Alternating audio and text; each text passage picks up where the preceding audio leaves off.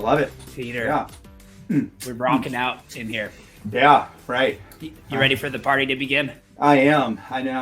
So I was just telling you, I just taught 3 classes in a row, and I was pretty much acting drunk without the alcohol in the last class. When you do 3 hour, when you do the equivalent of a 4-hour lecture by the end. Dude. Yeah. It's like it's a free high. It is a free high. Teach 3 classes and you're ready to go.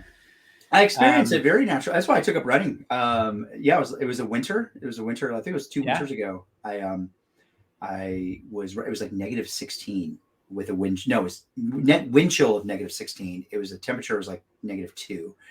And I went out and I felt, oh gosh, it was awful. And I felt all the cold. And then, after about 25 minutes, I've never felt this, like this huge, warm, soothing, like thing inside my body, like basically my body warming up. And it felt like my whole body was just being cleansed. And it was like my lungs were like, it was amazing. It was after about 20 minutes. If anybody is listening, was like, knows what I mean. If you live in a cold environment when you're running, and it was the best natural high I've ever had, hands down. Wow. Yeah. Okay. It's pretty awesome. So yeah, right now it's just lecturing for too long. Natural or unnatural. Okay.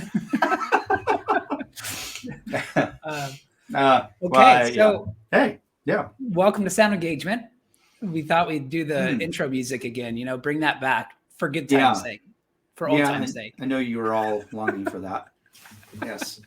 Yeah, I had so many complaints last time. Where's the intro music? Everyone's getting upset with us, and we're getting all these emails and text messages just bombarded. So there you go. You got it back. You're welcome. So we are in the middle of part 3, discussing part 3 of the boy crisis. And I know we kind of jumped around because we spent a lot of time on the glint in your father's eye, your dad's eye. Yeah. And that was, I thought, good. If you're not sure what I'm talking about, go back and watch the previous episode or listen to it on your podcast. But that helps lead into what we're going to talk about in the next few chapters, which I wanted to go back a little bit. We were bouncing around, but chapter 9 is called the hero paradox, that we learn to value yourself by not valuing yourself, which it's an interesting subtitle. But we had talked about how just the ideas of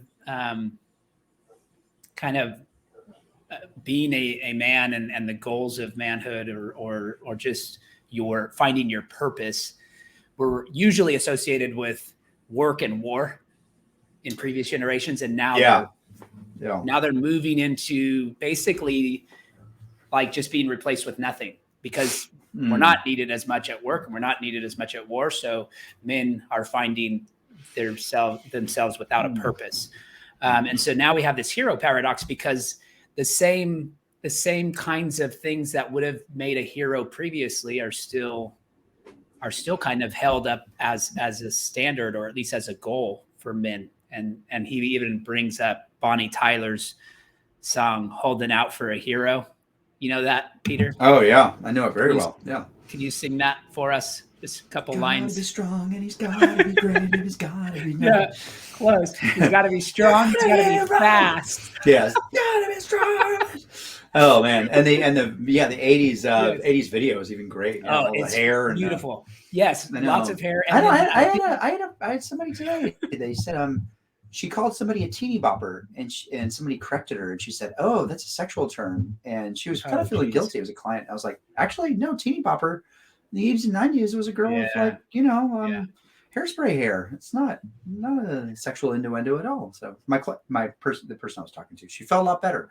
So the teeny bopper, Yeah, well, she definitely had the hair. Bonnie Tyler, I mean, I'll get through the next song, but the other song I love by her is probably my favorite 80s song, Total Eclipse of the Heart. I mean, oh gosh, yeah.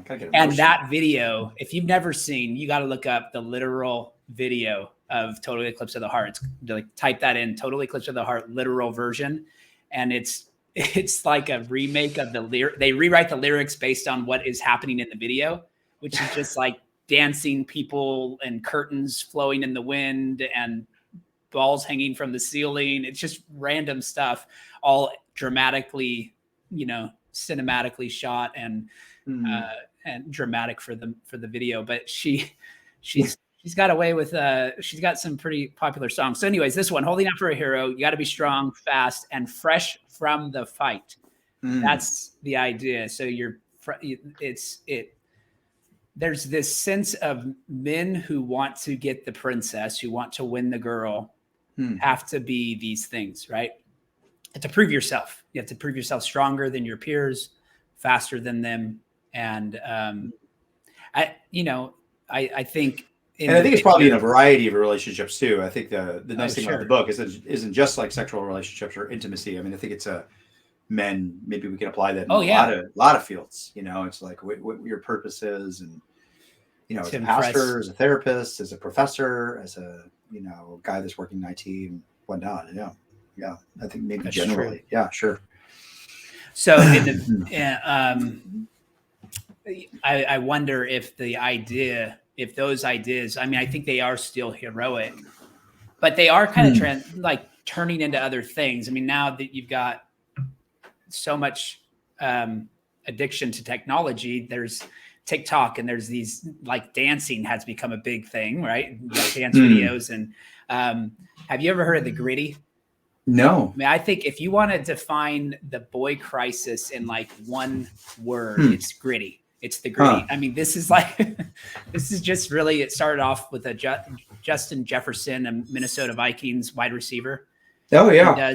He does his little touchdown celebration afterwards. And it's where he's like skipping along and throwing his hands back and then putting them before his eyes. I think I've seen that. Yeah, exactly. If you've been in any line, you've seen little boys doing that. Sure. Or if you've been to an amusement park or a movie theater, you see them. They pretty much do that everywhere. And it's become this thing. Like there's even a TikTok video where these group of girls are judging the boys doing the gritty side by side and trying to determine who's better. So now it's like, you got to be funny. You got to do the gritty well. And you got to, it's like, it's no longer fighting. There's a lot of conditions. Yeah. Right. But sorry, just kind of, just playing off of that. But I do think there has been, that was like, think about one of the defining moments of our generation would have been 9/11 back in 2001 now. So 22 years ago. And, what was heroic back then? It was what kids who were like in elementary school, who like spent the whole day at school watching those firefighters run into the building, even some police officers, but mostly firefighters were heroic in that moment. And they had a huge uptick of people volunteering, wanting to be firemen, even volunteering to be firemen. And I think it's like 99% of the first responders on 9/11 were males, were men.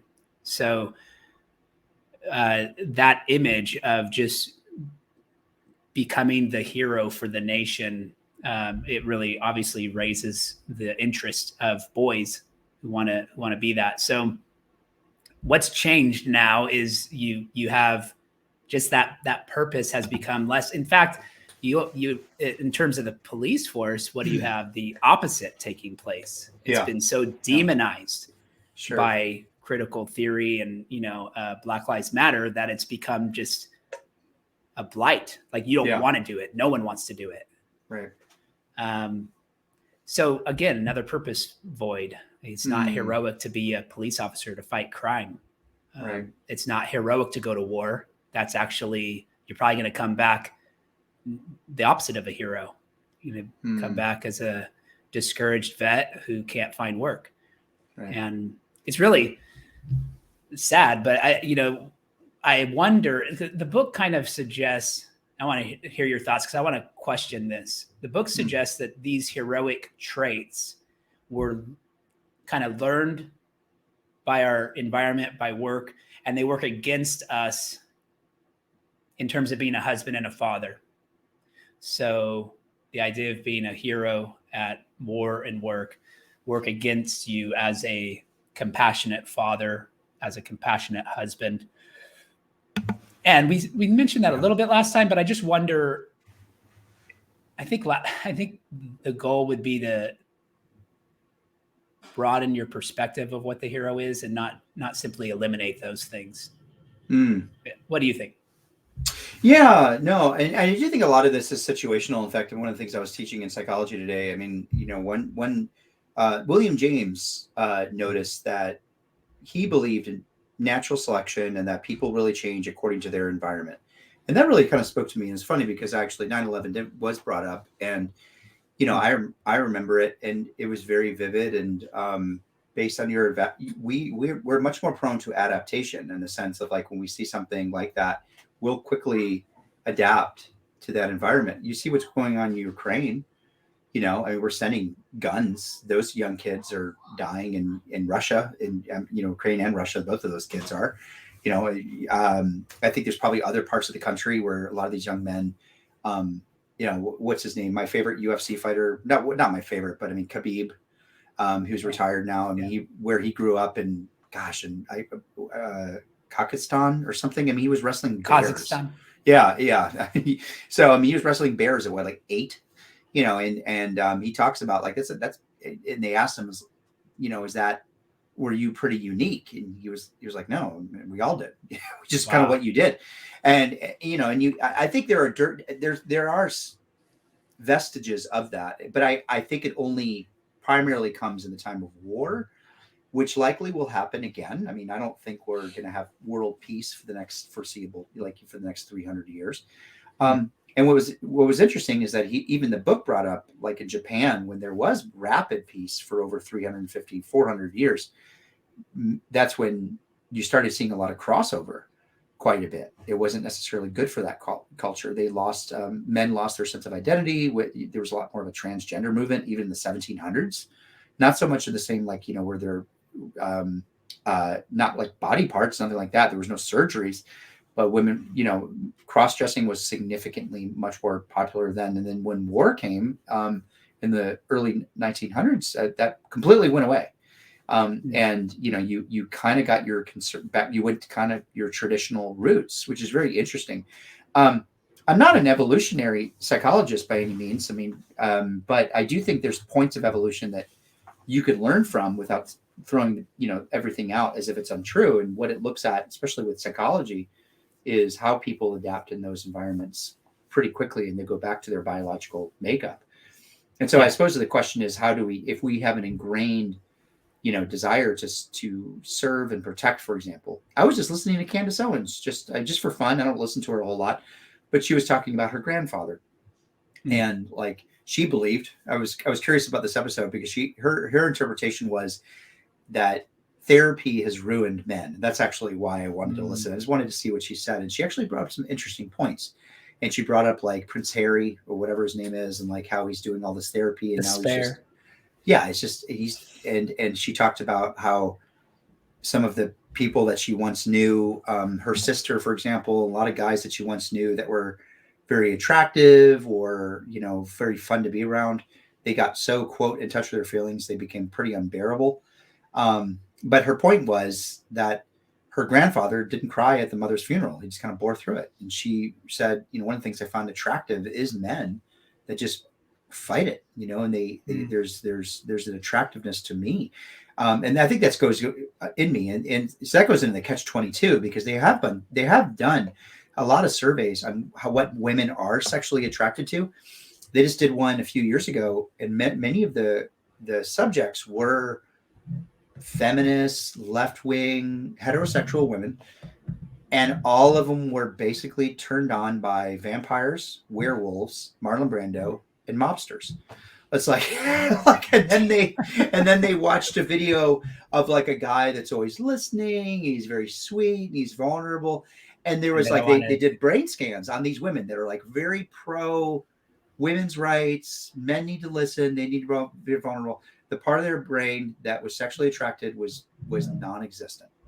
Wow. Even though they were saying, this is what I want. But when they were watching like Marlon Brando and Streetcar Named Desire, or whatnot. Even though that was antithetical to what they really wanted, they couldn't lie to the results. There's and that's the thing with biopsychology. It's a really form of discipline because you can't lie with biopsychology. You can't manipulate the variable. Excuse me. You can't manipulate the results, because at the end of the day, the brain scan says this is what you're sexually attracted to. If the blood alcohol level says your BAL is 280, regardless, you were drunk. It doesn't matter if you felt like it or didn't feel like it, you were drunk. So that's biopsychology. That's how it measures things. And that study was under that field. And so, not field, but you get what I'm saying. So, I mean, so that's the catch-22. It's very much a catch-22. Yeah. There you go. The author basically is arguing that needs to change, that women need to just change their instincts, or that men need to change their instincts, because I think that's the other part of it is we do instinctually prioritize that ourselves, right? We want to provide and protect. And so for us to just sort of say, well, we're going to change our instincts, it's just not that simple. But I do think there's some value in considering the question of what happens when what we have typically prioritized has become limited in its resources, right? Yeah. There's just not enough heroic deeds available for us to do anymore. Yeah. So, no, and right there, I mean, it's and that kind of breaks into, like, when you think of like the fatherlessness and the marriage cycle and the, and how that, because men, especially, I think when you look at fathers, I think maybe that's where he's putting some of the energy in, because I do think men still are very needed to be dads, and teaching the next generation of men of how to be men, not to be ashamed of being a man, and that's so needed. Like, we just need that. Yeah. It's not a sin to be a boy. It really isn't. You don't have to apologize for being a boy. You don't have to apologize for wanting to stand up for yourself, to be assertive, have those traits. And I can't tell you the number of women that I hear clinically that they find that so rewarding about men. They don't want that to change. These are very, again, progressive women. They're not conservatives. One of the things they find comforting in a lot of guys is like when we have conflict, we'll cut your arm off, but we're done with the conflict the next day. We're like, okay, come on, let's go back to work. Okay. Which is very refreshing for them, because they're so used to the cat fights, just like the reputation slandering or whatnot that goes on with women fights. They're like, I kind of like that. It's somewhat, they like being told just what's up and moving on. And anyway, it's there's a compatibility there. Yeah, absolutely. So, well, jumping ahead to the next chapter, and we probably covered more of this last time. We already got into the father's catch-22, which is, you mentioned that really comes up in this chapter, the idea of that the traits we learn to be successful at work work against us in our home life. But he brought up a statistic at the beginning of that I thought was interesting. He said 69% of divorces are initiated by women. Mm-hmm. Is that, have you seen it's higher now? It's probably about 73. Yeah, it's even higher now. So that was done about 7 years ago. I would say it's probably more like 73, 74. Yeah. That spoke. That was big. And it's true of those especially true of those who are educated. Which indicates, right, that they're probably working and making more than their spouse, and therefore the likelihood of them having esteem for their husband is lowered, because one of the ways they esteem them is like, I'm married to a successful man who's successful, but I'm actually more successful than him. So you lose respect. She loses respect for her husband. And he talks about the need for them to actually recognize that a stay-at-home dad would be valuable. Again, I think, man, some of that is just instinctually ingrained and going to be working against a lot. And I'm not suggesting that women can never make more than men, and there's always circumstances that might require that for seasons or for life. Like, imagine a husband gets injured or something like that, and he has to stay home, and be taken care of. That's different. But I think the general pattern of the man being the provider and the protector, it's just not going to go away because you tell us to to think of other ways to find our to evolve into a new instinct. And I think there's just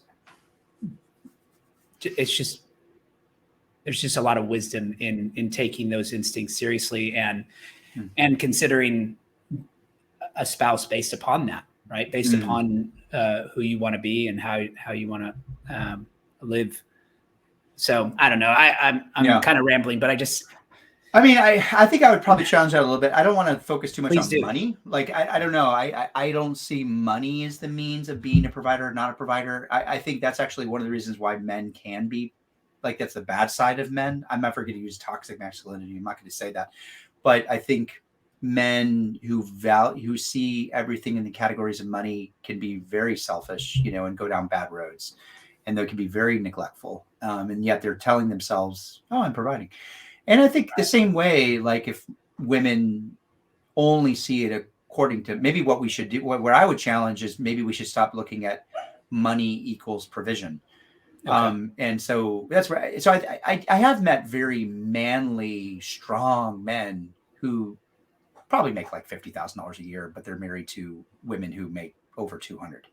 Right. And man, they have a great marriage. I mean, it's an excellent marriage. And I think it has more to do with, she lets him provide in ways that no one else could, in a masculine way. Like, I mean, in a very, and she really accepts his influence, especially if there's things that works. Because don't not forget, like, women do have different temptations. They end up being way too empathetic. Most women will even say that their empathy sometimes can blind them. Men, and they have different problems, with seeing things in black and white way. So sometimes they have a harder time accepting influence. So men have a harder time once they get something in their head. They're kind of stubborn, So with women, sometimes they could be leading by empathy. So in those relationships, if she can be like, look, I really kind of feel taken advantage of. He is very good. I'm thinking of this one particular case where he just really helped her put up good boundaries with this person and be very assertive. And Jordan Peterson talks a lot about that. He often has these trainings that he gives to women who don't make a lot of money, mainly because they don't know how to be assertive at the workplace. And the minute they're assertive, I mean, their income skyrockets. So, but I would even say it's okay to say assertiveness is maybe a masculine trait, and that's okay. And there are feminine traits, and that's without sounding like, I think that some of those can cross over, I guess, but you get what I'm saying. Yeah. But that is part of what Jordan Peterson would argue, right? Is that you have to act like a man to start getting more to get more success at work. I mean, I don't know that he would put it quite like that, but that's kind of how I heard conversation with Kathy Newman or whatever. I think was it Newman? Yeah. How he basically, one of the things of how spoken, I think that was sparked him to fame. Yeah. Yeah. Yeah. Well, I think I agree. I appreciate what you said. I don't have any issue with that. The idea of providing in different ways than just thinking about it financially, and that being something that a woman can certainly respect and appreciate. So I like that. But I guess he does get in, and this is where maybe I'm more interested in pushing back. He does talk about in this chapter this I'm trying to find it in the book so I can read it directly, but he gives 5 conditions for a successful full-time dad. Do you remember that? Yeah I remember. I think it's on page 76. I don't mind reading it if you want. There it is. So these are the 5 I just conditions. found it. Oh, you did. Oh, unless you wanted to bring it up. So well, it says like the dad is internally secure, number 1. Number 2, dad understands and articulates to the mom the nature of his value to the children. Number 3, the mom fully values his stay-at-home dad role and never shames him for earning less. Number 4, the mom finds enormous purpose in her career and also carves out time for the children. And number 5, the mom does not feel resentful of the children's deeper connection to the dad. Yeah, tell me. Yeah, I get what you're saying. I don't know if I really pushed back as much as like it seems incomplete. I'd love to hear you talk to me about what. Well, it's just Yeah. those last two specifically. I mean, I think if a dad can also be successful at work and come home and, you know, if he carves out time for the children, that's a great arrangement. You know, Yeah. if the mom's doing that, of course that makes sense. But then the mom does not feel resentful of the children's deeper connection to the dad.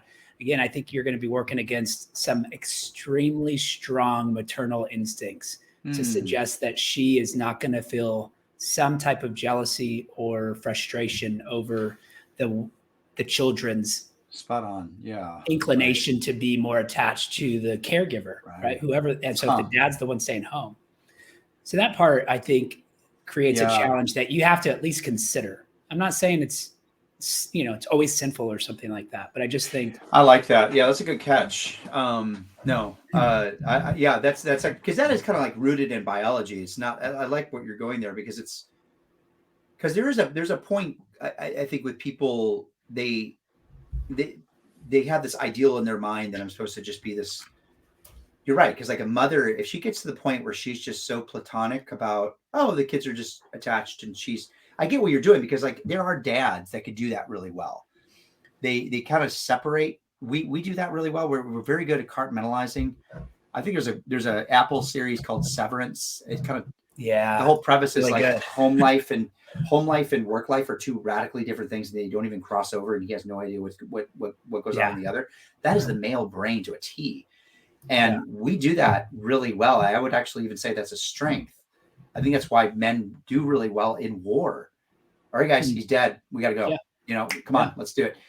Now, does that mean we don't have pain? No, but we do that well. I'm not even saying that's a trait that's good or bad. It's just observational. Right. And so, yeah, you're right. I love where you're going with that because it's like, that's just an observational trait. I'm not going to put good or bad qualities to it. If you're going to somehow say it's, quote, good if the woman gets to that point, I wouldn't go there. I would feel like that's not a good place for her to be there if she could just see the world that way. Right. Because that's got to really work against her nature. Yeah. Any more than like a guy, I don't know, becoming so overly empathetic and mothering is... You know what I mean? And I'm not talking about men who are a little bit more soft and casual. Like I'm real careful with that. That's my problem with a lot of like the uber conservative movement in the church. Like, this is how men talk. And it's like, no, it's okay to cry. It's okay to, like, it is. I tell my son, I don't care, buddy. I don't mind if you cry, but you get your butt in there. In fact, I'm more proud of you if you cry and you try than if you cry and quit. Then, sure. I mean, yeah, if you cry and you keep going, like when he does jujitsu, I'm even more proud of you than if. But if you try without crying, then you're like heroic. I don't know. Yeah, I actually put that at the top. I think if you cry and you use it, and you so badly want to quit, and you go. I almost see that's the, for me personally, that's like the apogee. It's like that's courage. Because it's like, no, that's good. That's anyway, good. But I'm right there. But yeah, that's a good catch because I don't know if that's a healthy.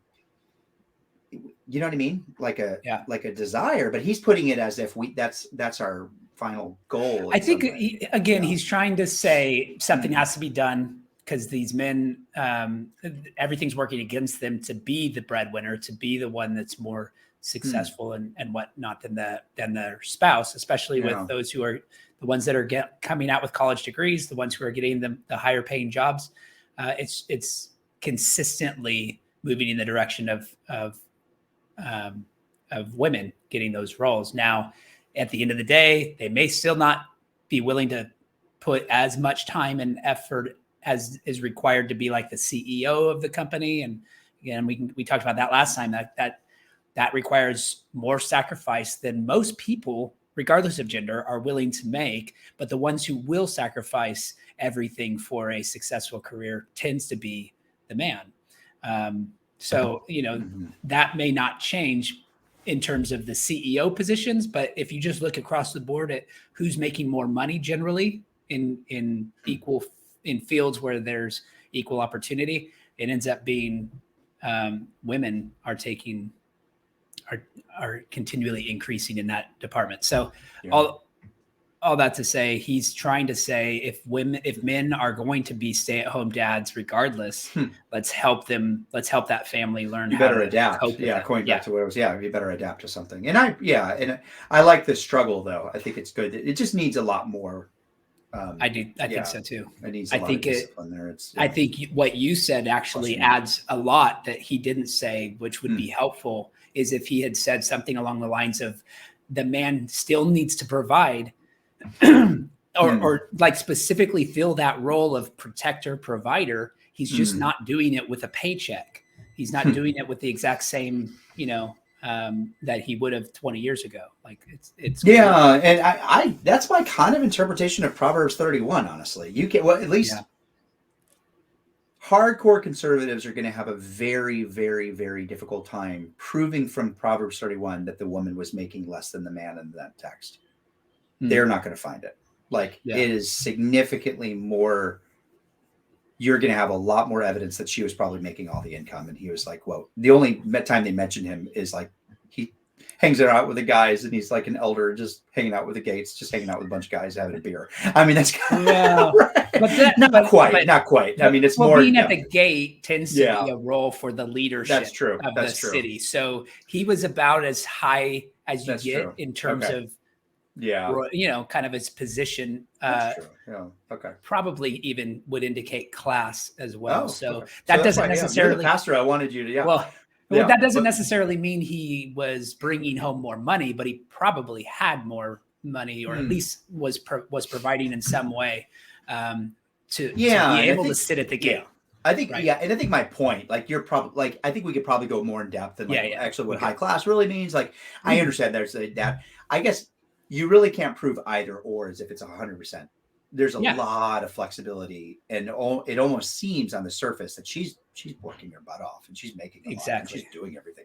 So and I think that's why. But that is a chapter that I point to when someone has the impression that women cannot work at all, and you get that occasionally where a man is like, I don't want my wife to work ever.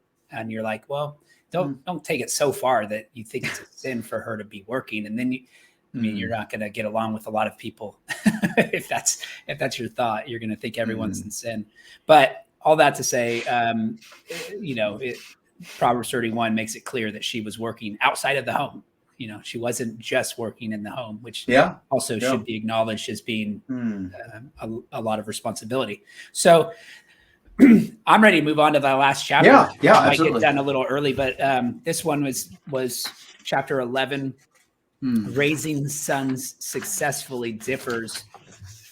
And actually there's 2 chapters. So chapter 11 was really short. The only thing I really took away from that was I did want to going on that whole thing. I mean, because I wrote this down because he wrote something on 82. Women who have he's talking about the future. He keeps talking about like almost like he's creating this ideal world in some ways, like not necessarily utopia, but kind of helping us get there, I suppose. And so he said the future is not role mate versus soulmate, but role mate and soulmate. In other words, it's like you're going to be the role and you're going to help her. You're going to be secure in your emotions and everything else. And he says this: women who have the option of being economically self-sustaining will increasingly want your son to also have emotional and relationship intelligence. So I push back on that because I'm like, okay, is that going to somehow prove to be the answer if that were really the case? And how would you ever know you got there? I mean, and so I guess that's kind of where I push back on what he's saying, because it's like, I think there are a lot deeper things to just say, okay, when that happens, somehow these marriages will be better. Because he gives some examples of women having affairs, and not that he justifies them, but it's almost as if those things happened because he wasn't, quote, emotionally available. You have to be careful of that because there's a number of reasons why somebody has an affair. It could be that he's emotionally available. It could be that she's terrified of having a relationship and she sees this as a way out rather than dealing with it head on. There's a number of reasons. So I always kind of push back whenever people say, if we come to this place, we've somehow more enlightened as a society. But that being said, one thing I did really appreciate what he said is the whole sense of purpose, because man, I like what he said this. He said, your son is feeling a purpose void, but he's really unable to articulate what it is. And he sees that he has all the power and privilege and is a reason why women were held back. But what does he do with those choices? He just plays video games. There's a security void. There's an economic void. There's an education void. There's a purpose void. Like there's a void in all three of those, economically, educationally, and purpose. All men are declining significantly. So you can't say that we're in this. I'm so glad he validated that, because my problem with the hardcore feminists, they'll never, ever admit women are doing actually a lot better. In fact, they're doing right now a lot better than men, a whole lot better. And that's just a fact. According to, when we study not across the board, but in America where we are, economically, more women are entering college and a lot more women have a much more sense of purpose. He talks about, fathers, missing fathers. I can't tell you the amount of damage it must do. It does. I've seen it tearing up a man inside who can't see his children, but maybe every other weekend. And that's across the board, so the courts 100% favor women. I mean, I've seen cases where she was literally verbally she was psychological, physical, and even emotional abuse, and she got 50% custody. It's insane. And men will always lose on the custody battle. And so what that does to their sense of purpose, you just can't admit. And I'm glad he acknowledged that. Like there are significant voids. So anyway, those are just two things that I wanted to point out. Number one, how do you know that just because he's emotionally available, somehow things are all going to get better? Number two, appreciating that those were acknowledged. I don't know what you wanted to. Yeah. Well, another section. So, I mean, I appreciate what you're saying there. Just in I don't know if you were ahead. What page were you on when you were looking at that? Oh, yeah, that was just 82, and then it went back to a previous chapter. Yeah. So a couple pages later, on page 85, he talks about he gives a couple of. He says, what then could Trish and Aiden do to allow each other and in the future their child to create carefully considered options rather than reflexive roles? And he's trying to say, like, basically the ways in which we parent our kids, we are training them up to still have those same old instincts. And we need to broaden them, which again, we've already pushed back enough on that. But here's one that I just thought was super naive.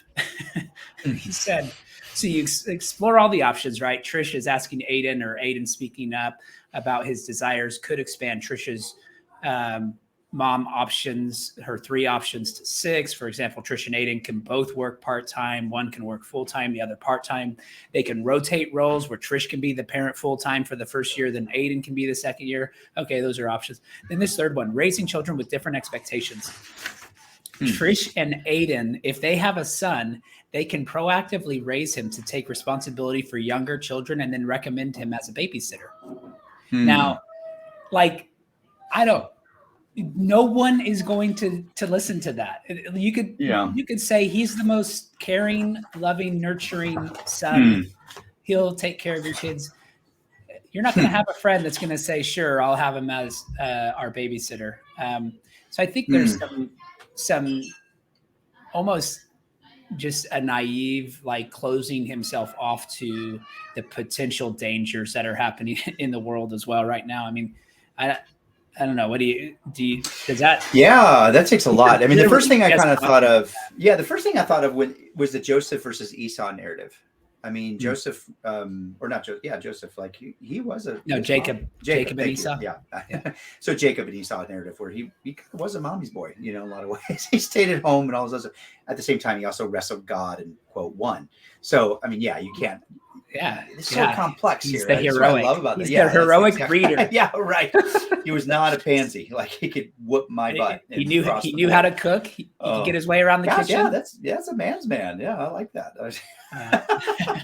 But certainly Esau had his dad's heart because he cooked game and go out and hunt and bring home game. But as a therapist, I think about that myself, because I'm primarily in I guess what you would call a women's field, I guess, in some ways, but I don't see it that way. Yeah. I think feminists just took over our wonderful field and they ruined it. And I'm just trying to get it back. The radical feminists, everyone, not the good ones, but I'm kidding. No, but so because I mean, it's funny because what is a woman's role anyway? I guess, is that provision versus protection? I guess I would have to look at that. And Oh, yeah. I mean, I look at Well, their, yeah, that's, what about for you? Yeah. no, I have to flush that out. Yeah. I just think if you're gonna train your boy up and try to cut off some of those instincts by saying, hey, we're gonna send you out as a babysitter to all of our friends, that Hmm. your son's not going to have a job, basically, is what that means. Your son's not going to get hired by people who recognize the dangers in having a male babysitter in their home. Like it's just typical. Like no one does that. That we were just watching a comedian talking about this, and he was like, it's not sexist to to only hire female babysitters. It's wise. Yeah. And I mean, I think they're probably, as yeah. a father, Maybe, yeah. I never had a male babysitter in our home unless it was, like grandpa. That was it. Yeah. So I don't know. I just think there's a recognition that those dangers are going to still be there. And not that there's anything to do, that it just was a unhelpful comment. I think, you can still raise your son to have a better emotional intelligence without trying to train them to be a babysitter. Right. Like, yeah. And I guess I want to flesh that out a little bit too, because there are certain countries where the majority of men they sew, and the majority, yeah. And so I think it's Russia. Yeah. Russia. There's a lot of men that do. So the whole concept of, like, I think the leftists get it wrong because they think gender is always a social construct. And I know I'm being so middle of the road here. I just came from that conservative camp too. And they seem to say, okay, this is man's work, this is women's work, this is man's work, this is women's work. And it never really fit very well for the variety of cultures and the quote, different, I guess, diverse places in scripture that seem to challenge that. So I guess maybe what we should start. Yeah, I could get behind the idea that culturally those roles are going to look different, but you're not trying to flesh it out. Definitely not disagreeing. I'm just more like, how do we play with that? Because I'm trying to get away from gender as any kind of social construct. But is there a social construct of certain gender roles? I kind of take the view with gender roles maybe a little bit, but I think the error comes when you completely hijack biology and the differences in men and women that are just ingrained in our. So do we start there and then go down? That's where I'm fleshing it out. Just being frank about this. Like, but you're right. I probably wouldn't have a male babysitter. Well, if you've got young children at home, what is the likelihood for a male to be abusive to that child than a female? It's I agree. Yeah. Ridiculous. I would 100% agree. I don't know, 95+% more likely for the male to be abusive. So that's all. But it would have been cool to have like Rambo as my babysitter when I was a kid. He was just like sitting there and smoking. So you can still do that. You just have to. I agree with you. But I 100% agree with you on babysitting. I think that's a tall. Yeah, it's like, why do you want anyway? And there are other options. I mean, there's youth group, and there's like watching. It doesn't mean like you can't watch kids at times. I don't know. Yeah. Again, even that, you have. I mean, like churches have to be extremely careful that men are not the only one in the room, right? True. Like they can get in trouble if they don't have multiple people carrying. And I mean, you would think that would just be the case across the board, but no, it's like it's not the same level of concern if it's a woman by herself. Yeah, with kids, but a and man. Yeah, and you can't all the medicine you could take doesn't take that away. That instinct, that gut feeling, I think, that we're trying to acknowledge. Yeah, it's there. It's there for a reason. You don't have to deny that. So yeah, right. At the same time, this is why it makes this so kind of complicated, because there are exceptions to rules, like men who stay at home. I don't think there's a lot of evidence for men staying at home. I'm right there with you. I'm like, I don't like the concept of just a stay-at-home dad. I don't. I think he's going to be a lot more prone to depression. Men are just so physical. Little boys learn primarily through physicality, and just, that I have to, but I think I would challenge the money equals provision part. But keep going. No, that's a good point, and I agree with that. But I would just say that those who I know that I don't know too many that would even fall into that category. Like honestly, less than a handful, but it's not a healthy relationship. In most cases it ended, it wasn't like, it didn't end well for the marriage. So, well, and if I could elaborate on that too, I think the reason why it's not healthy is because we are so limiting in our mental capacity. Like my wife, when she stays at home, she goes deep in so many ways that I just can't.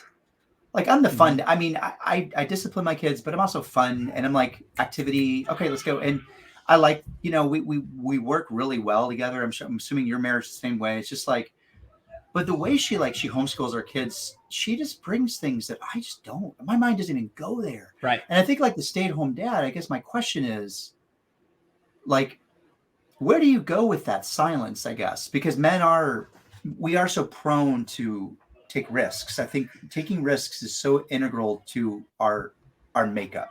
I think those are the strongest men for me. Are men that are willing to confront their internal demons and take the risk. That's why I said earlier, it's like, I'm proud of you if you cry and you keep going. It's like that's the act of bravery. Like real bravery is not the stoic man. It's the man that's terrified, like the red badge of courage. He's almost like a coward the whole book. And then all of a sudden he's like, no, I'm going in. I love that book because it's really the psychology of what a lot of men go through. So I like this conversation because it's like, we're just kind of playing around with it, I guess. But I mean, I'm right there with you. It's like, I would want to ask a lot of follow-up questions. How long? Because the few stay-at-home men that I've met, there seems to be such a limitation whenever I say, okay, well, how are you going to make more money? It's like, not really looking. And okay. I'm not worried about that. Yeah, I know what you're taking. And what they end up doing, honestly, they're not staying home and taking care of the family. They're staying home and they're playing video games, or they're watching they're watching YouTube all day. Like that's just the reality. Like the statistics show, stay-at-home men are not stay-at-home dads. They're stay-at-home gamers. They're just literally wasting their life. Yeah. So I think because we're just so simple, like it. Yeah. And after like spending a lot of conversations with my kids, I turn on the Xbox. I just like really do, which is so glad I'm not a stay-at-home dad. Because I can see like after 45 minutes, I'm like, okay, our conversations are done. And I'm a therapist. This is so crazy. This is what I do for a living. And after 45 minutes, I'm turning on the Xbox and wondering if I could, play my Elden Ring or something. I mean, I read a lot and all this other stuff, but you're right. Yes. Like I could, if I was a stay-at-home dad, didn't work as much as I did, I probably would be seeing where you could stream. Hey, you could make lots of money streaming if you get at least think about that. There you go. What are they? What is that streaming? Right. That's a confession. I just made a confession on this podcast. There are people who've made careers out of just videoing their gaming experience and commenting as they're playing. Like, exactly. Yeah. I guess, it's what is it? Dude Perfect that makes a living just playing competitive sports and little trick shots. That's incredible. If you can make a living doing it. I know they put a lot of work in, and I'm sure they're very good businessmen and marketers and all that. Oh, that's just brilliant. That's just awesome. Yeah. Talk about. So I can respect that. Right. But it's the gamer who doesn't make anything, right? And that's typically what happens. The YouTuber who doesn't make anything, the podcaster who doesn't make anything. Like that's the vast majority. It's just like every pyramid scheme. If you're at the bottom of it, you don't make anything. And most people are at the bottom. Yeah, right there with you. I wanted to show the people, everyone. So this is a picture, and I don't know if you can see it, but it basically just says dutycalls.com, we scoop poop. And he gives this phone number. That's okay. So that's awesome. He picks up dog shit everywhere. So what I gained, I didn't know who this guy was, and I'm right behind him, and I gained so much respect for this guy. It's so interesting. I was thinking about posting. I mean, I didn't get his license plate because I didn't want to post that on social media. But the reason why I gained so much respect, that's a true man. I don't know what his wife does. I could say right now, I mean, but he's out there, he's picking up crap, and he's making money. And he's like, that's awesome. Like, I want to meet this guy. It's a brilliant That's what I company name. mean. Like, I mean, and it's like the Dirty creative Jobs, and Mike Rowe. the dirty jobs. I mean, I love those guys, you know, and I understand that's not just manly work or whatnot, but I think that's what I mean by like taking risks, you know, and leading your church or, you know, bringing your company to a different direction. I mean, it's great. It's not that women can't do that, but you got to find some purpose in pushing the boundaries a little bit and, you know, being assertive, whatever field you're in, you know, and I love that. Like, who would have ever thought? And I'm sure he makes really good money. People call him and he'll clean up your dog crap. Yeah. You know, and that's anyway, I don't know what that. I know we have to probably go. Okay. No, yeah, we can. I think we could wrap it up with just 2 points I wanted to make. Was one I thought was helpful in this last chapter 12, where he says that dad's assurance of love when goals go unmet. You know, basically that love is not conditioned upon success. That's huge, I think, for a boy to see his dad loving him even when his team loses, even when he doesn't get first place, right? Like just showing up at the game. Man, I can't tell you how I was athletic and played sports, and I was envious of those who had dad at every sport. I love the picture when you ever. You know, Brock Purdy, I'm a 49er fan. So Brock Purdy has come in. I'm rooting for the man. I'm rookie. Awesome. He's I know exactly who it is. Yeah. When he was playing that first game, where he started and his dad was up in the stands and getting choked up, watching his son play so well. That was beautiful. And it was a good example. And again, that's the kind of tears that you want to see, right? I mean, I would say that someone like Candace Owens isn't going to look at that and go, that's ugly. Or something, right? No, there's a version of getting choked up where you're like, man, he loves his son. He's absolutely like just enjoying this moment to the full. And I think I'm actually really rooting for the 49ers. I never thought I would say this. I'm like, I mean, I really want the Bengals to win too, because I've always kind of liked the Bengals. They're kind of like the lovable Cubs, you know, but I think I would be ecstatic if the 49ers won. I hope the 49ers and the Bengals are in the Super Bowl, because then you're like disappointed. Well, anyway, I kind of want to see the Niners and the Chiefs get a rematch, and then the Niners win because they lost last time in the Super Bowl. But I wouldn't mind. The Bengals are fun to watch too, and Burrows is just the opposite. Like he's so cocky. He's all about himself.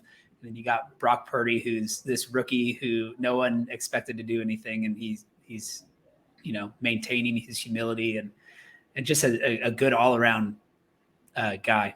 So, but anyways, just that I was going to just point out the whole idea of being there as a dad for your son, showing up to the game is so crucial. There was a clip as well that kind of went viral probably a month ago or something, where this girl is looking around like she's up on stage with her classmates, and she's just looking around, and she starts to get like really nervous because she can't find her parents and she's worried. And then she notices them and she gets so excited and immediately starts bawling. Like it was just like such a relief that they were there and that they were excited for her. And she couldn't even pull it together to like participate in what the class was doing because she was so excited. Just the whole the image of that. And you can watch those videos and they get you choked up because you think of the same kind of, how would I respond in that situation? It makes you realize how important it is to be there regardless of the outcome. Right? It also challenges the man that, I sometimes watch Shark Tank, who's the owner of the Dallas Mavericks. Can't remember. Anyway, Mark Cuban, and he said, what do you do with your wife? And he's like, I'm on my fifth. And what do they have to realize? Or something like that. It was like, because I come first and money comes first. And you put that ahead of everything. It totally destroys that perspective that is so bad for men. And men can fall into that, because what a true man is, that's why I always get away from like profit equal. So a true man is like, I am secure in my presence with my little boy, and I'm going to sit there with him, and man, that's awesome. That's just awesome. Keller talks about that. I've never met a man on his deathbed who, if he had regrets, it was like, I wish I had worked more. I wish I had put more hours in at work. It's always I wish I'd spent more time with my kids.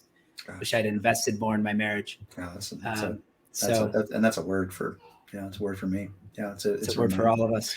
Yeah. Anyway. Well, anyways, man, it was a good one. I have to eat. Yes. It's been too long. Anyway, thanks everyone for listening. At least you stopped yawning about 10 minutes into this episode. So sorry. Yeah. Well, that's, I've been doing intermittent fasting. So, I've been doing it for like going on 5 months. Yeah. It's been really good for me. I bet. I know. Well, it would be good to see you at some point. Yeah. And see all the transformation that's happened since the last time I saw you. Oh, it's amazing. Yeah. I'm so gorgeous now. So yeah. Anyway, thanks everyone for listening. All right. Let me close it out with our little